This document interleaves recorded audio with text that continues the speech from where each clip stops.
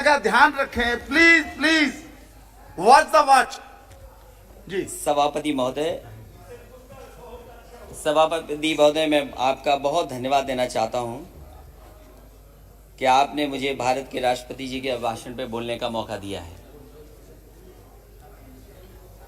मुझसे पहले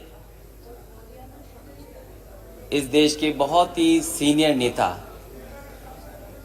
और जम्मू कश्मीर के कई बार मुख्यमंत्री रहे, उन्होंने बहुत ही भावनात्मक बातें कही और इतनी इमोशनल बातें कही उन्होंने। वो हमारे भारत की पहचान है। हमारे भारत की यही पहचान है कि हम गंगा जमुनी तहजीब के साथ मिलकर के रहते हैं। हमारी जो तहजीब है वो मिली जुली तहजीब है। हम सदियों से एक साथ रहे हैं मिलकर के। ये हमारे भारत की पहचान है और अगर इससे किसी को खतरा पैदा होता है या इसको कोई तोड़ने का काम करता है, वो राजनीतिक लाभ लेने के लिए तोड़ने का काम करता है।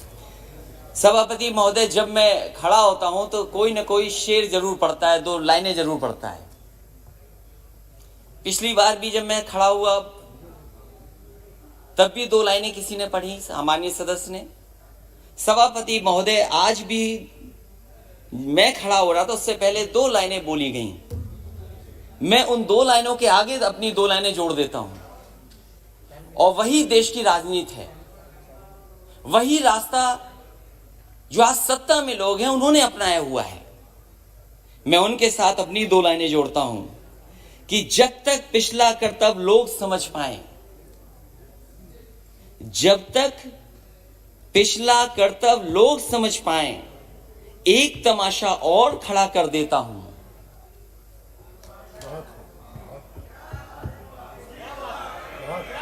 सभापति महोदय, ये जो हमारे सामने सत्ता में बैठे हैं वो समझ गए हैं और बात मैं इसलिए भी कहता हूं, कल मैंने सुना कि एमएसपी था, एमएसपी है, एमएसपी रहेगा।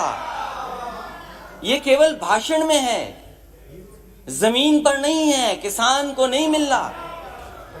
और अगर किसान को मिल रहा होता सभापति महोदय तो दिल्ली घेर करके किसान ऐसे नहीं बैठता। और ये जो किसान बैठे हैं, मैं उनको बधाई देता हूं।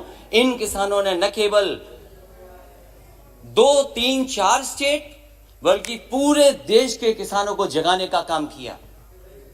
मैं जिस प्रदेश से आता हूं सभापति महोदय, मैं इनसे जानना चाहता हूं कि उस प्रदेश की जनता ने 2 बार इनकी सरकार बनवाई है। 2014 में भी समर्थन मिला जनता का, 2019 में भी समर्थन मिला।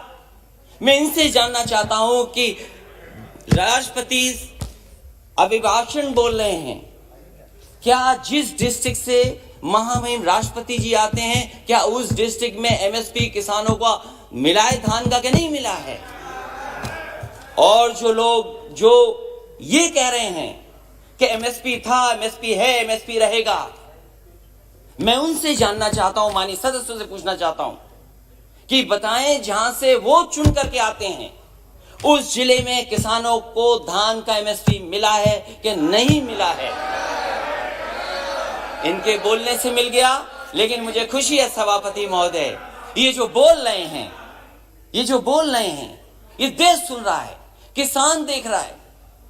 जहां के राष्ट्रपति महोदय हैं उसके बगल का क्षेत्र हमारा है। न एमएसपी धान का मिला, न एमएसपी मक्के का मिला। और मैं तो कहता हूं माननीय सदस्यों से, आप तो सपना ये देख रहे हो, न जाने कितने साल सरकार में रहोगे, कितना बड़ा सपना देख रहे हो आप। और क्या आप जिनके नेतृत्व में चुनाव लड़ रहे हैं उनको सत्य नहीं बताना चाहते? आप अपने क्षेत्र में जाओ, क्या आपको एमएसपी दिला पाए हो किसी किसान को? तो बताओ हमें आप। और जहां तक केवल राष्ट्रपति महोदय, प्रधानमंत्री, वही नहीं, देश के डिफेंस मिनिस्टर भी वहीं से आते हैं। बताओ क्या मिला एमएसपी धान का? उसके बाद केवल यही नहीं है, न जाने कितने गवर्नर उत्तर प्रदेश से बनकर के दूसरे प्रदेश में बैठे हैं। क्या वो गवर्नर साहब अपने गांव में जाकर के नहीं पूछते, जिले में नहीं जानकारी करते कि एमएसपी मिल रहा है कि नहीं मिल रहा उनको धान को? और मैं सभापति महोदय आपसे कहना चाहता हूं, ये भारतीय जनता पार्टी का नारा था कि हम किसानों की आय दोगुनी कर देंगे, और राष्ट्रपति महोदय के भाषण में भी लिखा है कि मेरी सरकार आज न सिर्फ एमएसपी पर रिकॉर्ड मात्रा में खरीद कर रही है, बल्कि खरीद केंद्रों की संख्या भी बढ़ा रही है। कहां खरीद केंद्र बने थे उत्तर प्रदेश में? मुझे खुशी है सरकार इन प्रयासों को, हमारे किसान अपने परिश्रम से और बढ़ा रहे हैं, और खाद्यान्न रिकॉर्ड, जहां पर से राष्ट्रपति आते हो, प्रधानमंत्री आते हो, डिफेंस मिनिस्टर आते हो, गवर्नर आते हो, सरकार बनवाई हो, उस प्रदेश में एमएसपी नहीं मिल रही। और क्या व्यवहार रहा है आपके, क्या व्यवहार रहा किसान, क्या व्यवहार है आपका, क्या व्यवहार रहा किसानों का? अब भारत के इतिहास में आएगा तो बताइएगा, भारत के इतिहास बताइएगा प्लीज, तब बताइएगा। भारत के इतिहास में ऐसा व्यवहार किसानों के साथ कभी नहीं हुआ हुआ सभापति महोदय। क्या क्या नहीं कहा गया किसान लोगों को, क्या नहीं कहा गया, अपमानित किया गया, और वो दिल्ली आकर के अपनी बात ना करते। प्लीज माननीय मंत्री जी कुछ कहना चाहते हैं जी। सर, मुझे एक बहुत विनम्र आग्रह करना है आपके विचारार्थ। राष्ट्रपति जी के अभिभाषण पर धन्यवाद का एक चर्चा चल रही है सर। राष्ट्रपति जी की एक परंपरा होती है, प्रधानमंत्री गवर्नर सबके लिए कह रहे हैं, लेकिन राष्ट्रपति जी के जिले में एमएसपी मिला कि नहीं मिला, ये एक बार आप परंपरा को देख लें। इस तरह का संदर्भ मेरे 20 साल के संसदीय अनुभव में नहीं होता है। जी जी, वो भी मुख्यमंत्री रहे। आपने इंगित किया है, देख लेंगे। नहीं, मैं सभापति महोदय, अगर मंत्री जी ने ये बात, राष्ट्रपति का संदर्भ नहीं ले सकते हैं। सभापति महोदय, अगर ये सभापति महोदय अगर ये कोई संदर्भ में नहीं आए, लेकिन कम से कम हम जाने तो सही। ओके ओके, देख लेंगे, ओके ओके, देख लेंगे लिखा है। और प्लीज कंटिन्यू।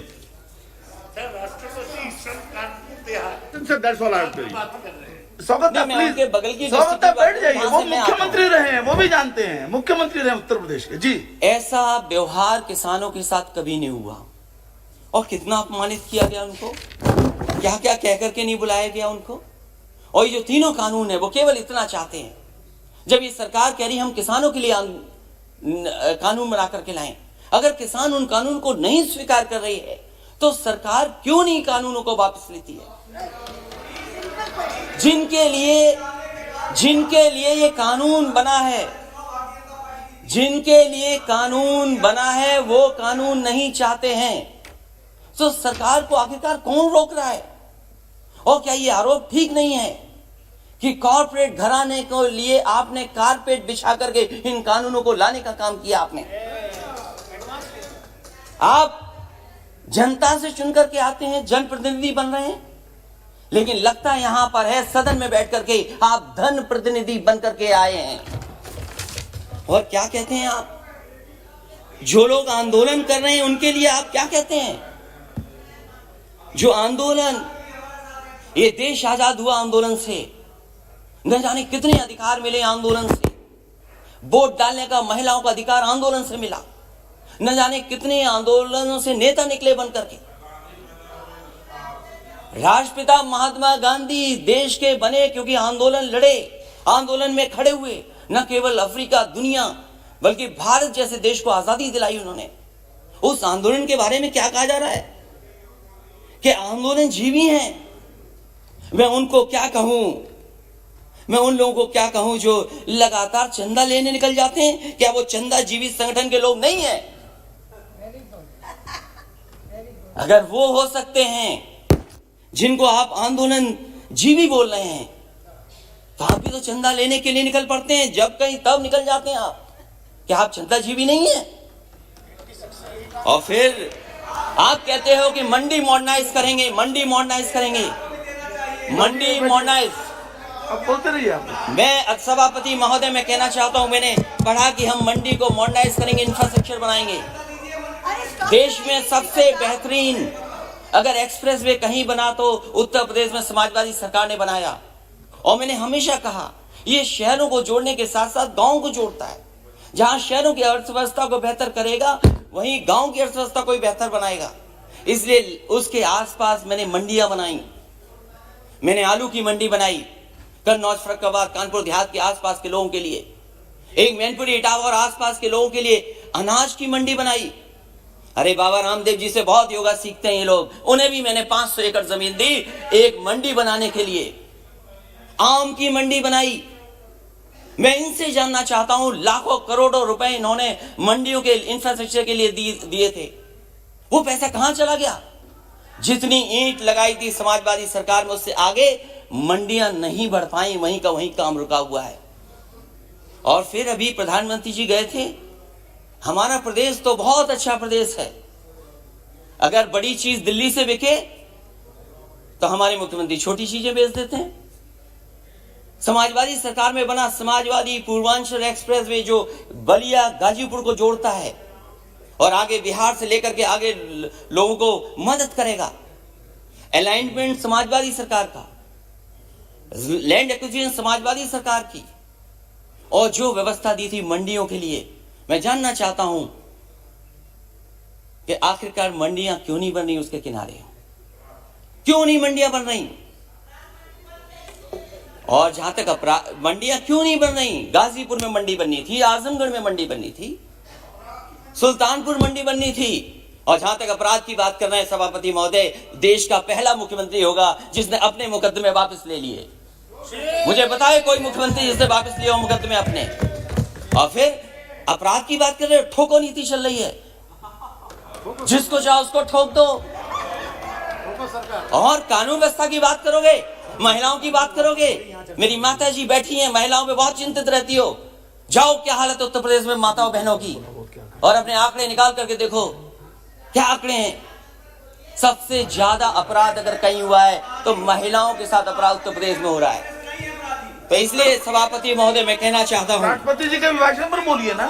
सभापति महोदय, दूध की भी बात हुई, दूध की बात हुई। बैठिए कुछ।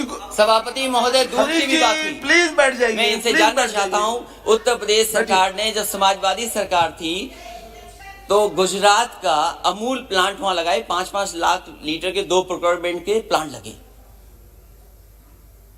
मदर डेयरी का प्लांट लगा, प्रोक्योरमेंट बढ़ा, प्रोडक्शन बढ़ा। 4 साल गुजर गए, एक नया प्लांट मिल का नहीं लग पाया। और दुख तो तब होता है जब लखनऊ के प्लांट में, अमूल में, वहां के लोगों का दूध नहीं प्रोक्योर हो रहा, गुजरात से आकर के प्रोक्योर हो रहा है दूध। वहां पर सरकार बनाए उत्तर प्रदेश, लाभ किसको मिले? इसलिए सभापति महोदय, समय मेरे पास आपने कम दिया, मैं धन्यवाद देता हूं, लेकिन मेरी यही गुजारिश है कि जहां किसान की जान चली गई है, मैं श्रद्धांजलि देता हूं, उनके परिवार के लोगों को नौकरी मिले। ये ऐसा दुर्भाग्य है जहां किसान अन्नदाता हमारा बैठा और सरकार नहीं सुन रही। और अहंकार तो बड़े बड़ों का नहीं बचा। ये वो किसान हैं जो कीले उखाड़ देते हैं, पेड़ उखाड़ देते हैं, बंजर जमीन को ठीक कर देते हैं। और समय आएगा सभापति महोदय, इस सरकार पे भी